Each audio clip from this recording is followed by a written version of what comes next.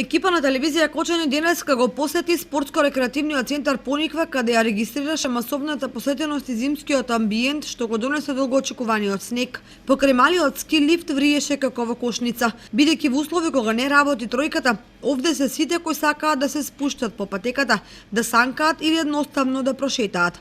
По регистарските таблички на возилата може да се види дека гости има од Скопје, Куманово, Штип, Пробиштип, Кочани, Виница и другите градови.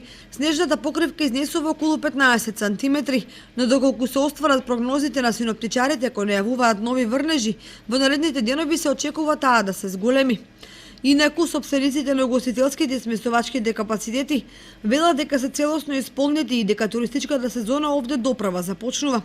Во деновите пред и по Нова година имало бројни најави од туристи од целата држава, што значи дека и оваа зима Пониква не ќе може да ги прифати сите.